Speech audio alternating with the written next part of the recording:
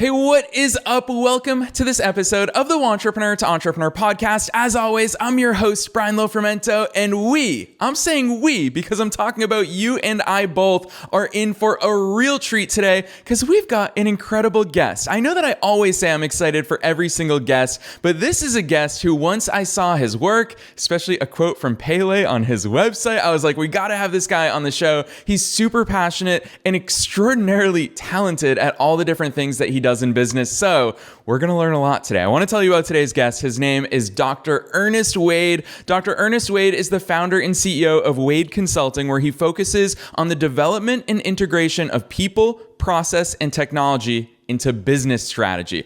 All four of those components together. It's going to be so much of what we talk about here today. He works on all of these things for business growth and success within so many different business sizes, different industries. Has over 20 years of combined experience in the private and the public sectors. His diverse and extensive background in people and technology management from his time working with leaders in the healthcare and technology industries. Now, a little bit more bragging about Ernest's background, how awesome he is. I'm so excited to brag for him, is that he has a doctorate in clinical and experimental psychology from the University of Alabama in Tuscaloosa, a master's degree in information systems from Wright State University, and various certificates in change management and artificial intelligence. And the only thing I want to say to further toot Ernest to horn here before we dive into my interview with him is that one thing that really stands out to me about Ernest's work is we talk about all these different aspects, not only of his background, but also the work that he does today. And he's someone who not only is passionate about talking about how all these things fit together, but he's passionate and talented within the realm of each and every one of these areas. So that gives us so much to look forward to. So without further ado, let's dive into my interview with Dr. Ernest Wayde.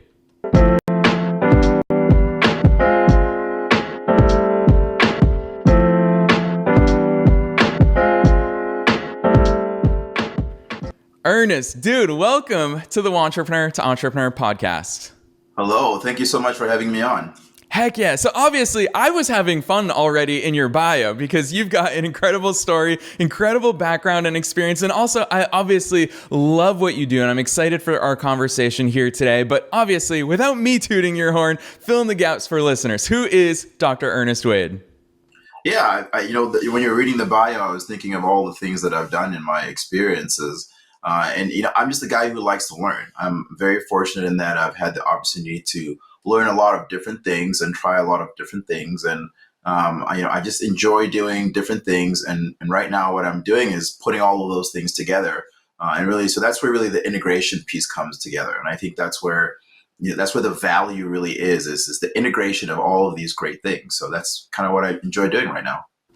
Yeah, I love that overview. And obviously it's something that I teased at the top of this episode is that you do have that passion for all the individual pieces as well as, you're right, bringing that value of understanding how do these all fit together. And obviously we're going to dive much deeper into all of that here today. But I'd love to, Ernest, honestly get a little bit of the backstory here because you picked up all of these things, I would imagine, at various points in your life journey, in your professional journey, in your entrepreneurial journey.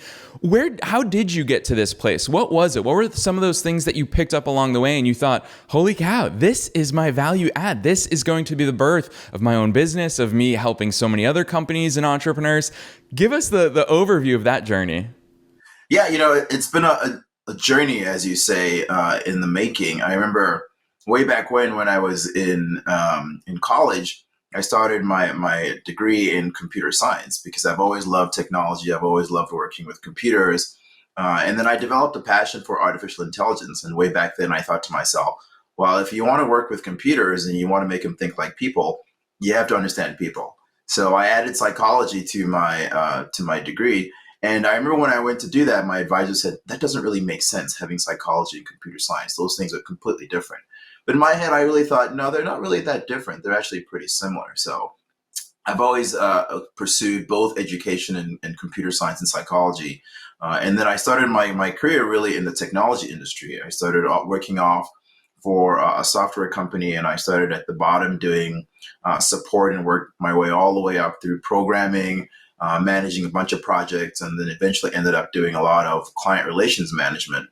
and found that I really didn't do very well at that at the beginning, because I knew technology and I knew everything. I knew that area pretty well, but I wasn't an expert with people. It wasn't something that I was strong with. So I really was encouraged to pursue that area, and that's where I started to do psychology. So I really started off with doing experimental psychology, doing a lot of research on how people think and make decisions. And doing the research there, I really found that I loved working with people. And so I was fortunate enough to add clinical to my degree there as well. And so I really got the opportunity to really dive into research, but also to work with people and understand how people think, and help them in areas that are challenging to them in terms of mental health. And then again, an opportunity came along while I was doing that to really do some more organizational work in terms of understanding businesses, understanding how people interact and engage with their business and how that impacts the businesses. And so I got a lot of work done in terms of leadership development, change management, team development, that sort of thing. And really was fortunate to get a really great job working at the VA, doing that kind of work for quite a while. And while I was doing that, the love for technology spurred up. And so I was able to go back and get a master's in information system.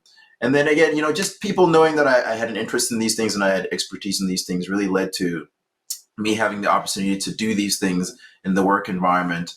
And as that went along, I discovered, I really love doing all of these things and combining them and not just doing one or the other.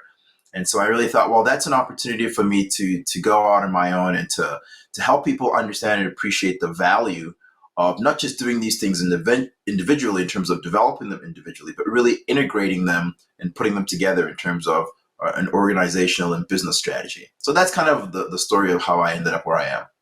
Yeah, I love that overview, and thanks for sharing that with us, because it does show that actually your life's journey up to this point, your professional career journey up to this point, lends naturally into what you talked about for your business, which is collecting those individual pieces, getting a deep understanding of them. You've already mentioned how many times you really enjoy learning. You love the academic side of it as well as the implementation side of it. And in the top of this episode, I teased the Pele quote that's on your website, so I'm going to read it for listeners because they know how much a fan I am of quotes.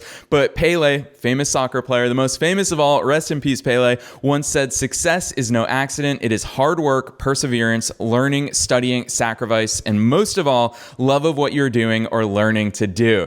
Ernest, I'd love to hear from your own mind and from your own voice. What does that quote mean to you? How has that sort of shaped your entrepreneurial journey now as we transition into that part of the conversation? Yeah, I really enjoy that quote, and I put that in my bio at the top because I think it's really important that it demonstrates the different aspects of who I am. It really talks about hard work. I'm a very hard worker, and that's something that has been instilled in me from childhood, to work hard. And then as I've grown up, I've added work smart to that as well. So it's not just hard work, but it's working smart. Learning is something that I think is an ongoing activity. I don't think anybody should ever stop learning. I think, every day of your life, you have an opportunity to learn new things. And every time I work with a new client, I learn from them just as much as they're learning from me. And so I think, again, there's an opportunity for that, that integrating piece of you give as well as taking from people. And then you got to love what you do. I think a lot of the time when you start off, you just kind of think, how do I pay the bills? And that's valid at the very beginning. But nowadays, there's just so many opportunities to do different things that you can pay the bills and love what you do, right? I think you can work so that it doesn't feel like work, and when you're doing something that you enjoy, I really believe that you work even harder because you enjoy it. It doesn't seem like work to you. So that's why I picked that quote. I think it really embodies all the things that I enjoy. Yeah, I absolutely love that. And obviously, there's so many elements of your work that I'm going to pick from here today that I'm excited to dive into conversationally, but it's right on your business's website, which we'll talk about your business website all the way at the end of this episode, so listeners know where to go. It is WaydeConsulting.com if anyone is curious. Wayde, WAYDE Consulting.com. But the one thing that I really like is, Ernest, it's such a question that all of us entrepreneurs get, is people always ask us, What do you do? What do you do? And it's so hard for so many of us to answer that because you're right. We have so many different skills and there is a lot of byproducts to the work that we do. But right on your business website, it says facilitating your business success. We help you, we partner with you to develop and integrate the necessary organizational elements needed for your business success. Talk to us about how that becomes the framework. Because obviously from here, we're going to start diving into the strategy, the people, the process, the technology. But how is that the overarching message of this is what we do and this is what we help you with? Yeah, that's a great question. And I think, when I get that question, the thing I like to focus on is the partnership. I look at my work as partnering with my clients to help them be successful in every aspect of their work. And so this is where I think it's really important to focus in not just on one piece, but on the business as a whole and looking at their goals. And so typically I like to start with the strategy. So I'll start with the organizational strategy of the organization, help them understand what it is that they're trying to achieve, what their business is and how it is that they've been functioning up to date. And usually I come in when a business is changing, when it's going through a transition, because I think that's when there's such great opportunity to look to see how you can do things a little bit differently. When you find an organization that's going from small to large or small to medium, you'll think that, the things that we used to do will work for us in the new environment, but there's always a change that needs to happen. And so I will help organizations understand that change and plan for that change, not just from the overall strategy, but then really thinking about how do we help our people through the change? How do we make sure that they are well prepared to adapt in that new environment? How do we make sure we're changing the processes to make sure that they're helping our people engage in the work appropriately? And then technology. Nowadays, every organization uses technology. And so how do we make sure that we're picking the right technology, that we're integrating it and helping our employees use that technology appropriately? So that's really the approach that I like to take is framing it from a holistic point of view so that we can look at your business as a whole, because it is a whole and it is a piece. It does have those interdependent pieces, and you got to make sure that you're not just looking at those individually, but you're looking to see how those puzzle pieces fit together. Yeah, Ernest, so a lot of our listeners are obviously tuning in via just audio. They're hearing us talk about all this, whereas I have the benefit of the visuals. I can see on your website, it is kind of the puzzle pieces you talked about, which is people, process, and technology on the outer ring. And at the center of all of that, feeding into each of these individual organizational elements is the strategy. And so seeing how all of those things play in together, I'm sure a lot of our listeners, a lot of entrepreneurs are thinking, well, Ernest, hold on. I don't have a strategy. Like when I wake up in the morning, I'm just trying to do what it takes to get through that day. And you talk about change, times of change and growing, and what I'm doing may not be working. The way that you operate when you have 0 clients is drastically different from the way you operate when you have 10 clients versus 100 paying customers and clients, 1,000 paying customers and clients. Talk to us about some of those things and how you've seen those shifts. You talked about change already. What are some of those things that businesses and entrepreneurs, especially a lot of those solopreneurs out there, need to think about as they're going through this and probably don't have these elements in place? Yeah, that's such a great question, because a lot of the time when you start off, especially when you're a small business or an entrepreneur, you're just thinking about tomorrow, right? You're thinking about the work that I have to do tomorrow, and you have to do everything yourself. You've got to do the business, you got to do the marketing, the sales. Even if you have a few people helping you, you're in charge of all of those areas. And so your focus is really on just taking one step and getting ahead in terms of one day at a time. But if you want to grow, you really have to think about how you're going to grow, right? You really have to think about how that's going to happen, because as Pele said, success is not an accident. You have to plan for it. You have to be intentional in how these things happen. And you want to make sure that when you do grow, you are well prepared to grow successfully, right? You want to make sure that when you do reach that next level, you are well prepared for it. So when we talk about the strategy is not just what am I doing now? It's how do I get to that next step? And so that's what we're really talking about when we talk about strategy. If you really want to grow, well, I'll help you figure out, how fast do I want to grow? Where do I want to get to?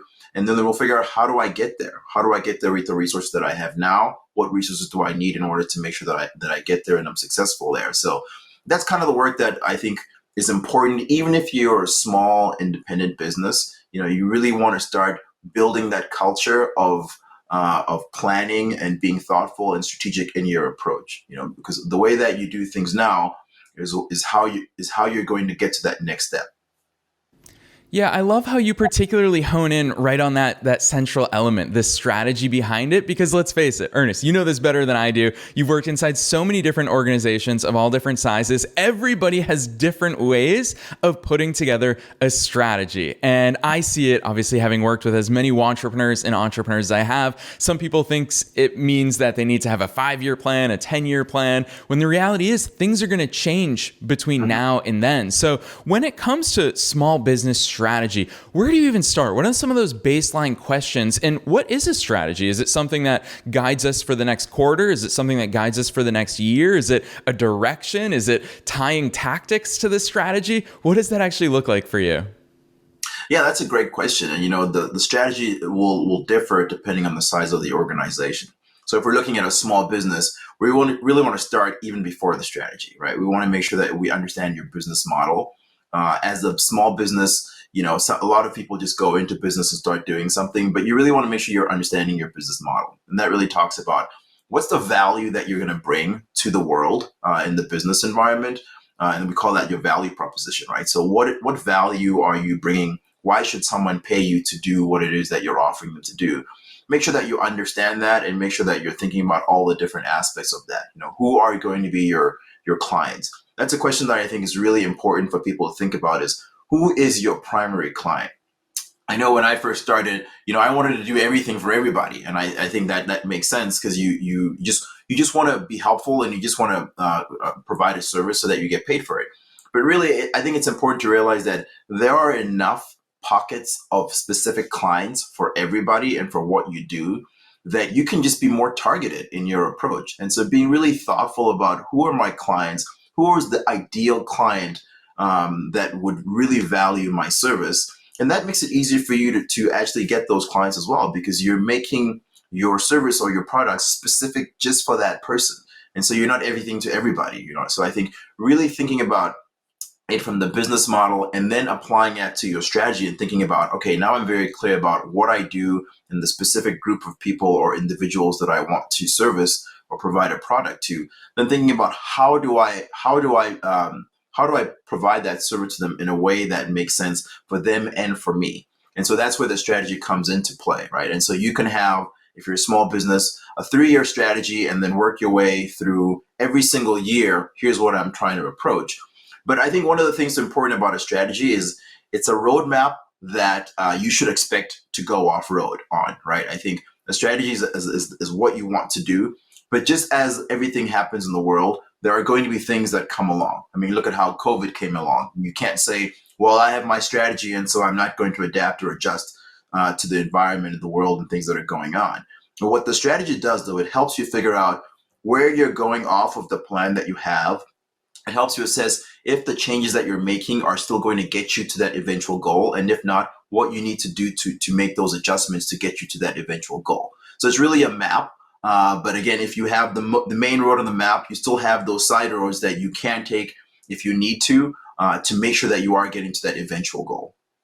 Yeah, Ernest, I've never heard strategy talked about within the scope of that analogy that you just used, the map and having the main highway that your goal is to follow. But you're right, there's going to be detours along the way. There's going to be roadblocks. And I love that you set that expectation up front. But I also want to call something out for listeners, because I think it's something that comes so naturally and brilliantly to you, is how even when I asked you a question about strategy, you said, well, hold on, first, before we talk about strategy, we need to talk about your business's foundations. What do you sell? Who do you serve? What is your value proposition? So for all of you listeners who you're trying to figure out, we're going to dive into some of the other aspects right now with Ernest, and you're trying to figure out people, or you're trying to figure out your processes, or you're trying to figure out your technology. Look at how Ernest's strategic approach says, let's do this in order. Let's understand the broader puzzle pieces so that we can put them together. And I think so many entrepreneurs, we're all guilty of it at different times in our businesses. We just try to put this piece here and this piece here without that overarching component. And you're right, the map that's guiding us there. So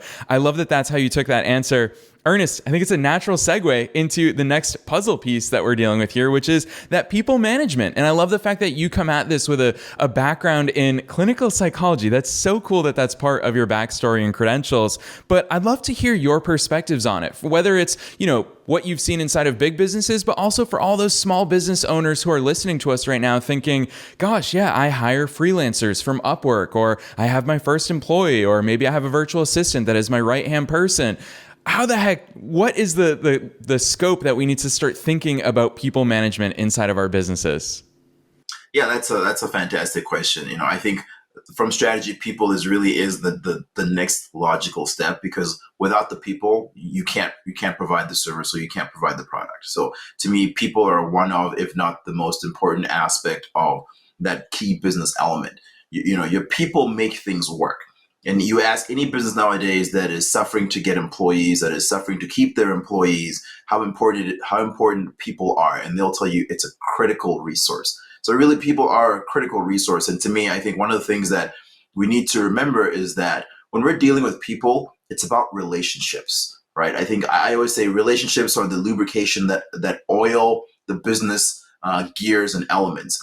And it's really true if you look about any business. Look inside your business, look at your partners, look at your competitors. If you have a good working relationship with them, things always go better, right? I think this is just human nature. If you know somebody and you understand them, it's much easier for you to give them grace, for you to trust them, than if you don't know them, if you don't have a relationship with them. So I think it's really important that when we're talking about people, whether it be your employees, whether it be your partners, even your competitors, I think it's really important to build the relationships with people. And this is where I think it's really important for us to take the time that's necessary to engage with and invest in people. A lot of times we're so busy doing the work that we ignore the people, but I'm telling you, that will always come back to bite you in the butt. Because as you know, just as yourself, we all have needs as humans, and relationships are part of those. And so building relationships, creating respect, creating trust is really a foundational element to relationship building that allows your people to be that key resource for you. Yeah, I'm going to add this in here, Ernest, because I know that this is a view that you for sure share with everything that we do here at the Entrepreneur to Entrepreneur podcast, and that is extending the people aspect of business even to ourselves, us as the founders, the CEOs, the entrepreneurs ourselves, is that a lot of listeners are going to be thinking, well, this is great. I can skip this step because I don't necessarily have a team just yet. But the reality is, listeners, look, the proof is in the pudding. Look at Ernest's journey up to this point in his life and in his career, how much he's invested in himself to get here. That's something that is expected of all of us if you're truly determined to succeed. So I'd love for you to talk, especially with your clinical psychologist hat on, about some of those things that you see. You obviously are an entrepreneur yourself. You've worked with so many business leaders.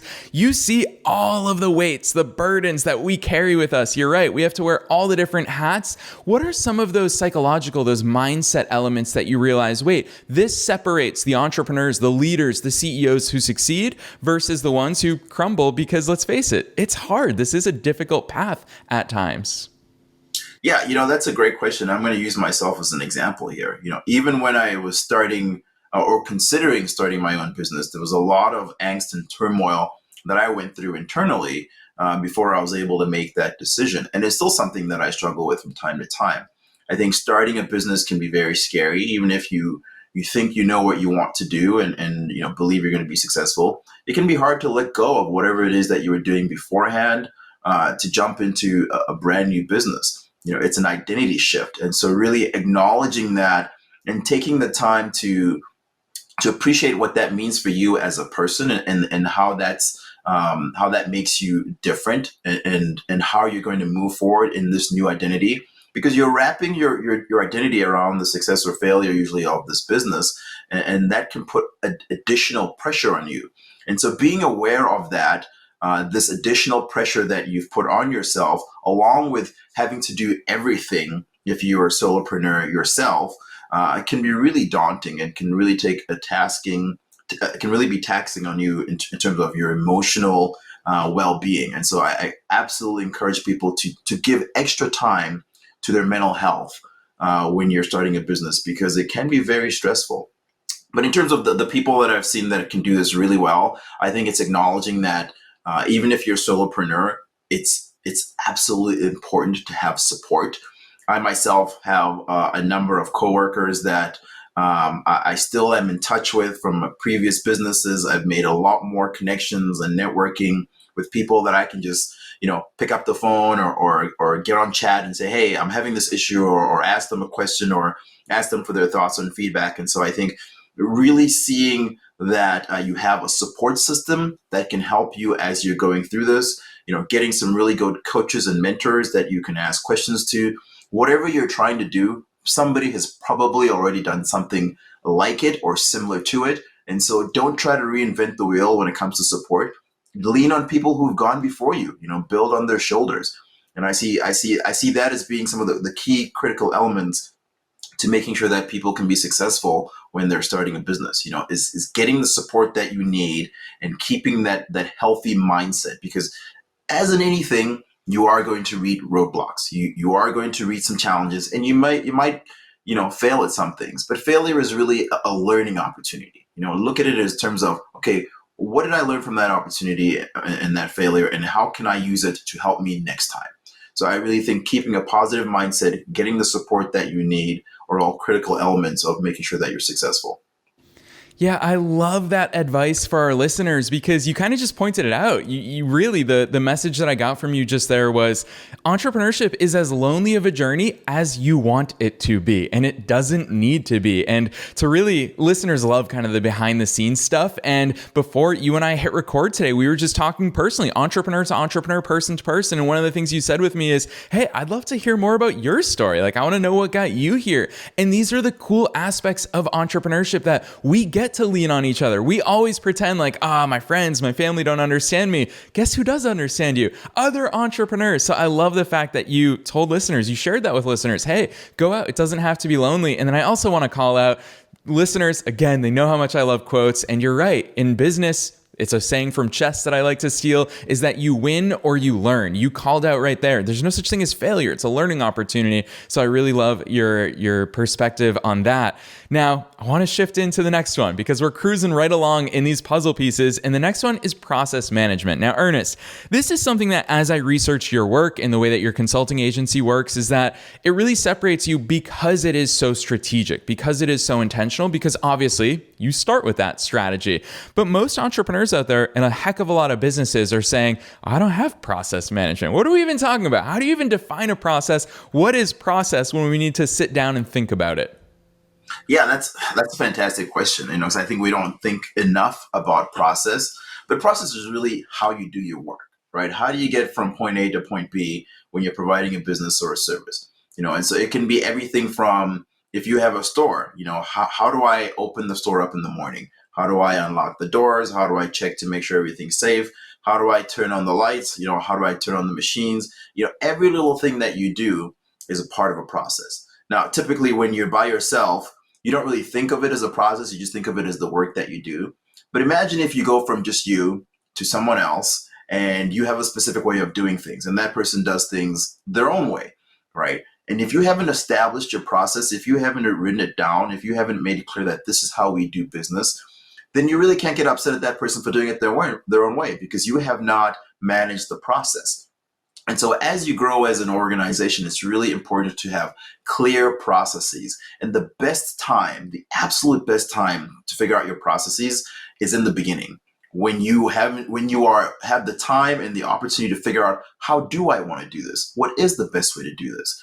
Now, once you have it down, it doesn't mean that it's stuck in stone, right? Because as we just talked about, everyone should continue to learn. And as you learn better ways of doing things, as you get other people's input, you can tweak your process. But continue to manage that process, continue to document that process, and to make clear, this is how we do business, right? Because I think if you are not explicit in your process, then you really can't expect people to know how to do things the way you want them to, because you haven't documented it, you haven't written it down, you haven't explained it, you haven't shown them how to do it.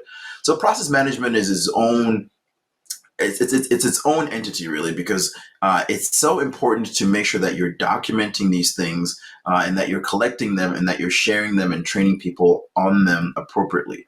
But a lot of times we don't do that, right? We might think about the people that do the work, but we don't always think about the how they do their work. I've worked with so many organizations where the process is not working, but people get blamed, right? And so I always say, if something's not working, look first at the process before you look at the person. What process is in place that is allowing this person to make this error or to make this mistake. Fix that process first and make it almost impossible for that person to be able to make that error, because the process is so clear and so precise that they can't help but follow those steps. And so I think process is really an important area for organizations to be looking at when they're growing, especially as you continue to get bigger. You want to try to standardize. You want to try to make sure you're doing things efficiently. Yeah, I love that overview, especially because I want to remind listeners that the reason why we're talking about all of these organizational elements is for business success, is for business growth. And I firsthand, Ernest, you're like striking a chord in me right here, right now, is because I remember so many times as my businesses were growing and people were like, hey, hire this out. Like this is rocking and rolling. This is a really good revenue stream. Hire it out. Let somebody else manage it for you. And my response always was, well, I can do it faster, because I'd have to train them. I'd have to show somebody else how to do it. I had no processes. And for a long time, that was the ceiling that I was hitting, is that even if my people were great, even if my strategy was great, even if my technology, which we're going to talk about next, is great, if I don't have those processes in place, that will be my limiting factor. So for all of you, Ernest is saving you years of learning. Or I wish I got to listen to this episode so many years ago, because you're right. Now is the time to do these. Another quote. I guess we'll just start tying quotes to everything. Chinese proverb, the best time to plant a tree, the best time to develop a process was 20 years ago. The second best time is right now. So really good advice there.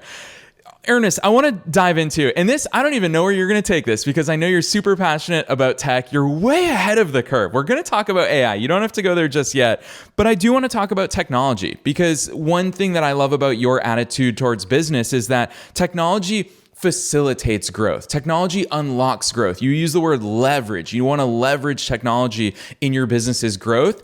Most people actually, I feel like, do the opposite, where they get distracted by tech. Either they're frustrated that it doesn't work the way they want it to, or they look for every tool under the sun, because there's a million tools these days that can do everything. Talk to us about how you view tech within the puzzle pieces of growing a business. That's a really great, astute observation you've made, in that technology can get in the way if you don't think of it properly. And so what I always like to start with is, what is the problem that you're trying to solve? Because technology, as you've described, is a tool, right? And so when I start with, let's say, business systems, what problem are you trying to solve with a piece of technology? Because if it is a human error, or if it is a process problem, what you'll find is technology doesn't fix it, it just highlights it and makes it worse, actually. And so the technology has to be something that augments what you're already doing. It doesn't come in and fix your problem. And so I always like to look at business systems, really starting with the problem that we're trying to fix. Make sure that we have a clear process in line and in place before we bring the technology to support that process. Business systems can help automate things and help make things go faster. But if you have the wrong process in place, it's going to make that go faster, right? It's just going to highlight that you have the wrong process in place. And so in terms of business systems, I like to help organizations really develop and manage the appropriate systems that help them do their work faster, but also think about how do we integrate these systems, because you might find that there's multiple systems that you need in order to be successful. So really thinking about it from which system is going to best interact with another system to make sure that we're being efficient and that we're reducing the clunkiness of the operation. The other thing that I think is also really important is data management. Nowadays, data is actually an advantage. Data is a resource that you should be using. Everything that you do has data associated with it. Whether you're collecting it or not, there's data associated with it. And if you're collecting it and managing it and analyzing it, it can actually be a strategic advantage. It can help you give you a leg up over your clients, because you better understand your people, you better understand your customers, you better understand what they want, when they want it, how they want it. And so data is such a critical aspect of every organization right now. Whether you're collecting it or not, it's a missed opportunity if you're not collecting it, analyzing it, and utilizing it. And then, as you've described, the passion that I have is really for AI, artificial intelligence. Way back from when I started in college, it's something that has always been on my mind, and I'm just so excited about the advantages that are out there in terms of the different applications that you can get for AI. But again, it's important to remember that it is a tool, right? It's a tool that can be helpful to you. And so usually the first place I start with is trying to help people understand, again, what problem are you trying to solve? And then help you understand that AI is a tool that can help you solve those problems. And AI is not something that is necessarily going to replace your employees. It's going to augment your employees. Now, certainly there's some things that it can do better than your employees, but you'll find that there's enough work to go around, right? There's enough work to go around. So if an AI can do something better, it just means that frees up your employees, it frees up your people to do something else that AI can't do, right? And to really be able to give their full attention to that. So I love talking about AI. I love educating people about the advantages of AI and addressing the risks and concerns that they have about AI. Because I think that's a valid point. It's something that people are concerned about how it's going to impact their work, how it's going to impact their businesses. And I think it's really important to help them understand what it is, what it isn't, and how it can be helpful to them. Yeah, I love that attitude towards AI about it augmenting what you're doing. And one line that you said in there that I really like is there's enough work to go around. There's always going to be stuff that you need to get doing. It's not about replacing the outsourcing that you're doing. It's not about replacing your employees. It's not even about replacing yourself. It's about augmenting it and unlocking even more things that you'll be able to take on, which with all of that in mind, I'd love to hear your thoughts because obviously AI has exploded in the past few months, in particular with the launch of ChatGPT. There's so many other services out there. Google's starting to enter the AI game. I'd love to hear your perspectives on it, especially for, all the entrepreneurs and entrepreneurs listening to us right now who maybe a lot of them have service-based businesses. That's one segment of our audience that I know we have a lot of listeners in. Social media marketing agencies in general, web developers maybe, consulting agencies, business coaches, and they're all thinking, how the heck should I be using AI? There's everybody saying you have to be using AI. How the heck should I be using it? And I love your intentionality because you start with, what problem are you trying to solve? Let's not use it for the sake of using it. What problem are you trying to solve? Talk to us about some of those opportunity areas, some of those problems that AI can solve for entrepreneurs. Yeah, that's a great question. And I think, again, you need to start with what problem am I trying to solve? And so, I think one of the things that we've seen with larger organizations is that AI can be very helpful in the field of HR, right? There's so many things that HR professionals do that AI can be helpful with in terms of analyzing data, tracking employees, providing training, giving people the opportunity to be very customized. I think in terms of when we're talking about entrepreneurs, it's really about decision making. AI can provide you with a lot of good information that can help you make better decisions about your customers, about your competitors, about your products. I think really looking into opportunities where you can use AI to help you analyze data and pull out those insights that you might not otherwise get, so that you can make the decisions, because you are still the human is still making those decisions, right? Think of it as a trusted advisor that says to you, hey, just so you know, this is some information that might be helpful to you because of this and that. And you might want to consider this because we're noticing this trend. And so AI can be really helpful to you from that perspective in terms of decision making, from the analytics point of view. I mean, if we go down to more specifics in terms of things like ChatGPT and Google's Bard, these are really great tools. One of the great things that we see now is that AI can actually create content. I use these tools on a daily basis. When I'm having trouble thinking about something, when I'm having trouble starting something, even when I'm going to create content, I'll ask these things. I'll ask ChatGPT or I'll ask Google Bard, hey, start off this sentence for me, or start off a paragraph about, one of the things that I don't like to do myself is marketing and sales, right? And so I'll say, create a flyer for a change management workshop. And it'll create the template for me, and then I'll take that and customize it and adapt it to my liking. But I don't have to start from scratch because it's already given me something that I can create, and it's not something that it's stealing from somewhere. It's creating the content on the fly, and so these are some of the really great opportunities that you can find in terms of the use of AI nowadays. But again, it's not something that if it's not helpful to you, don't use it, because it's just going to be wasting your time, right? So really think about, what problems do I have in my business? What inefficiencies do I have in my business? And then look to see what AI out there can help me solve these issues. And that's where you might want to rely on an expert to help you figure out, hey, what are the tools and resources available? Because there's so many out there, and not all are equal. And so it's really important to rely on somebody who you trust to help you figure out what are the AI tools out there that can best help you solve the issues and concerns and problems that you have. Yeah, I love so much about that answer that you just gave, especially because it comes with that disclaimer. Don't just use it because everybody says you should be using it. Figure out, what problem are you trying to solve? And then one thing that I didn't expect in your answer there, Ernest, that I really enjoy is how you tied in. For you, immediately when I asked you about the technology question, you also went to data.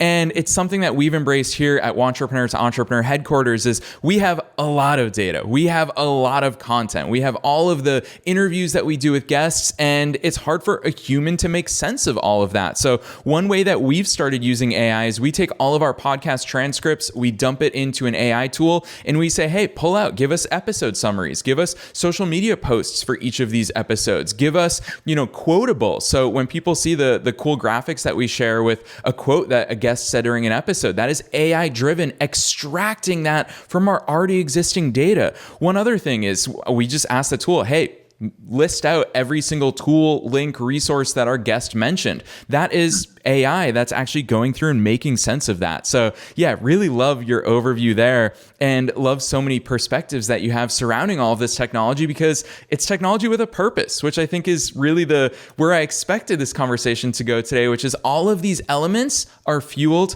by your strategy, which is the central component of your business growth map, of your business success. So obviously, there's so much of what we talked about today. This episode has been so much fun for me. I hope for every single listener, as well as for you, Dr. Ernest. Yeah. But I always love tying it up at the end, because a lot of listeners are probably thinking, gosh, I learned so much.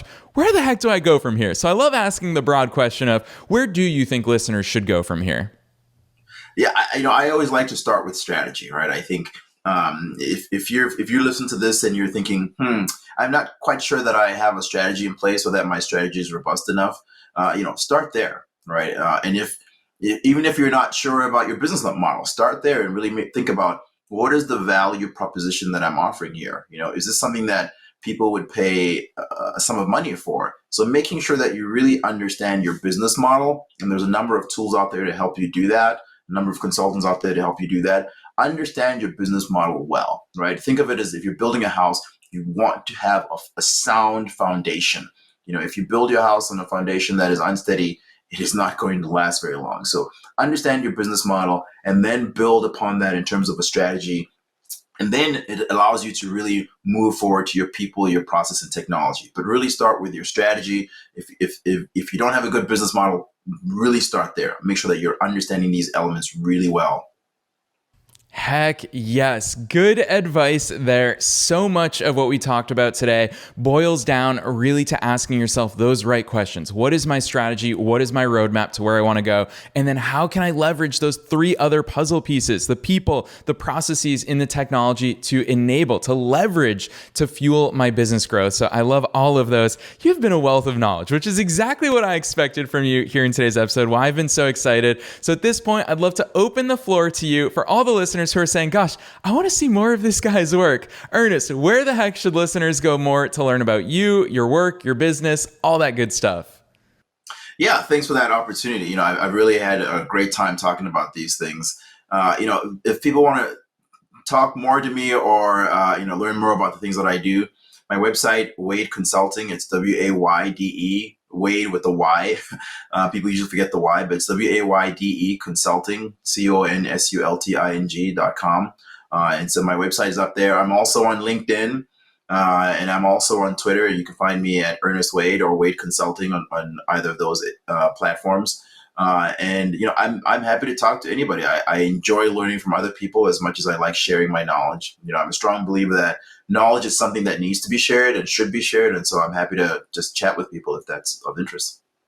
Heck yeah. So you all heard it directly from Dr. Ernest Wayde himself, WaydeConsulting.com, Wayde with a Y. So it's WAYDE consulting.com. And of course, per usual, wherever it is that you're tuning into this episode, just check the show notes down below. You'll find a link to Ernest's website, as well as his LinkedIn, as well as his Twitter. I vow to be more active in Twitter this year, Ernest. We're going to get there. I promise you. So thanks for that added push there as well. It's a platform that I really enjoy reading, and I figure why not start sharing, which is so part of your ethos as well. So I love that about the way that you operate. So thank you so much, listeners. Check out those links in the show notes. Otherwise, Ernest, thank you so much for joining us here today on the Wantrepreneur to Entrepreneur podcast.